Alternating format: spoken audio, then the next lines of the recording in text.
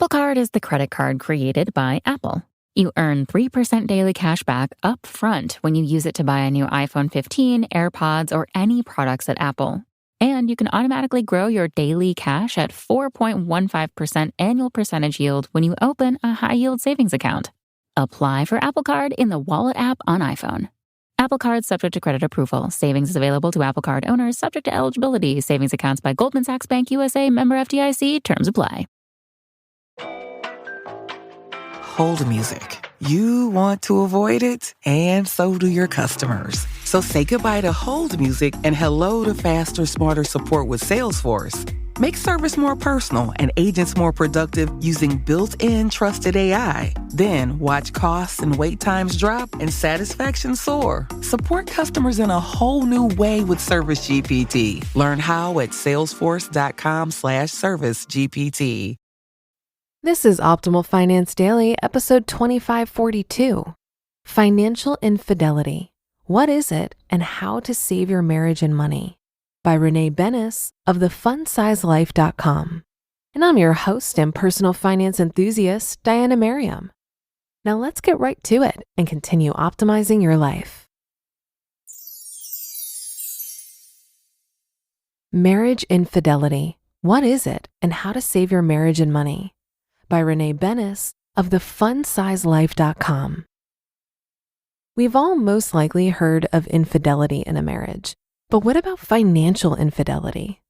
This is when one spouse conceals major financial spending and/or debts from their spouse with whom they share finances.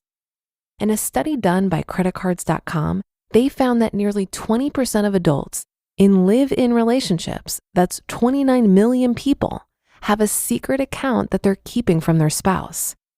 Having major financial secrets in a relationship can easily lead to other trust issues and may really cause a marriage to struggle. So what can you do to save your marriage and your finances? Number 1, fess up if you're guilty. If you're the person who's committing financial infidelity, it's time to face the music. As a person who's struggled with overspending and debt, I know how scary it can be. People who struggle to get their spending under control often feel immense guilt, just like a person would with real infidelity. The one thing you can't deny is that you either have to fess up and be honest, or wait for your partner to find out on their own. More than likely, they will. Own it. When you manage to get up the courage to admit your financial infidelity, it's important that you completely own your mistake. Pointing fingers or placing blame will only demonstrate to your partner that you aren't truly remorseful. If your partner has their own financial issues, that's something that can be discussed down the line. When you present your struggles, it's important that it's the only thing that's on the table. Take it a step at a time. Number 2, be gentle when questioning. Just like someone is to blame for the financial infidelity, there's often a spouse on the other end who's been suspicious for some time. If you find yourself in this position, it's so important, as angry as you may be, to confront your partner with love and listening ears. Just like with any form of infidelity, they're most likely harboring guilt and might go into defense or denial if you confront them too harshly. Present them with evidence if you have it without being accusing. Supporting your suspicion. The main way that most spouses find out that their partner has committed financial infidelity is by getting a credit report. It would be best if we could confront our loved ones about their struggles, but oftentimes it helps to have a little proof to support our case. Number 3, ask your partner about their financial goals and listen. Hopefully, starting a conversation can lead to a deeper financial discussion about what the two of you truly want from life financially. Author David Bach discusses in his book, Smart Couples Finish Rich, how to first discuss your life values with one another before you begin tackling your finances. Looking at your biggest life values can help you get a big picture for what you really want from your life and start to make it easier to get a financial plan in order. Number 4, get help. Depending on the severity of the debt or financial struggle, you might end up requiring professional help. Here are some of the top areas of financial struggle that all people face, especially those who have committed financial infidelity. Multiple credit cards.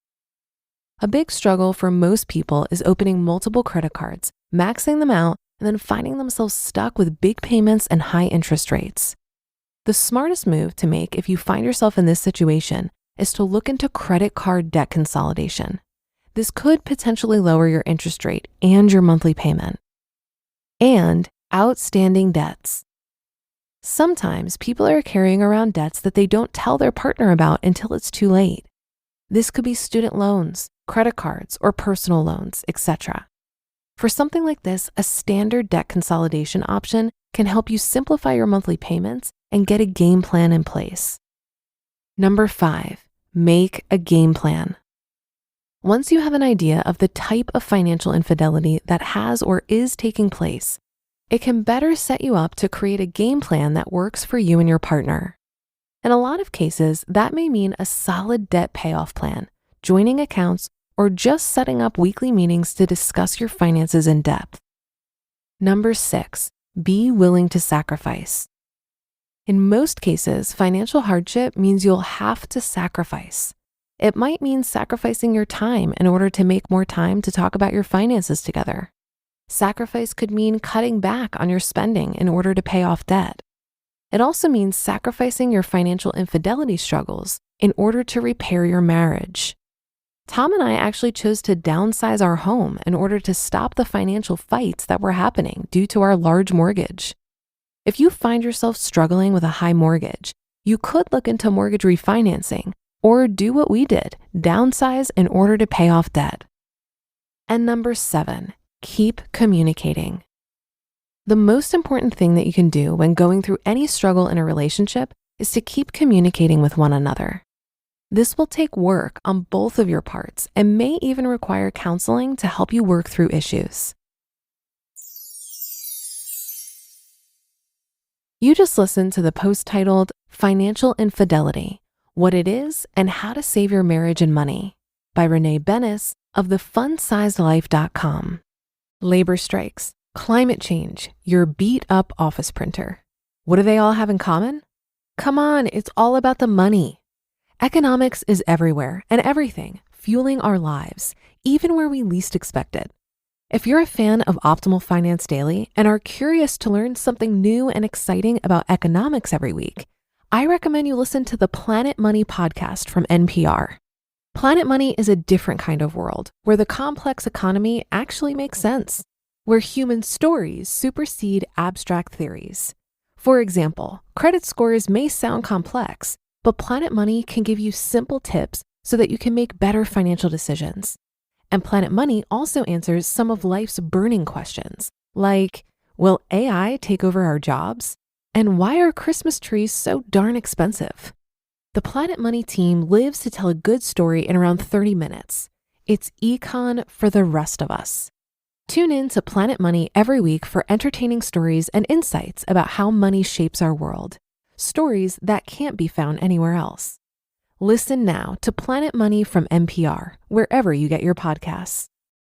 Are you looking for a podcast that's entertaining, more bingeable than your favorite Netflix show, and informative? The Personal Finance Podcast teaches you the hacks, tips, and tactics you need to upgrade your money, all while spending less and saving more. This isn't a show that teaches you to save money by clipping coupons. It's much more about learning how to build generational wealth and spending your money on the things you love. Search for the Personal Finance Podcast on Apple Podcasts, Spotify, or wherever you listen to podcasts. Your wallet will thank you later. I'm all about financial transparency, probably more than most people, and not just with my partner. For example, back in 2019, I participated in a breakout session at Camp Mustache where I opened up my books. I shared my income, expenses, net worth, and strategy for reaching F.I.R.E to 60 people so that they can weigh in on my plan. I found it liberating and reassuring for these money nerds to validate my numbers. However, there is one situation that I see discussed nearly every day where I do think it is necessary to hide money. And it's if you find yourself in an abusive relationship. This is because financial abuse occurs in 99% of domestic violence cases, and it's often cited by victims as the main reason that they stayed with or returned to an abusive partner. I'm in a Facebook group called Women on F.I.R.E, and I'm not exaggerating when I tell you that nearly every day there's a post by a woman asking for advice on how to leave an abusive relationship when she doesn't have access to any of the household money. The stories are heartbreaking, and for every post asking for advice, there are hundreds of comments from women who have gone through it.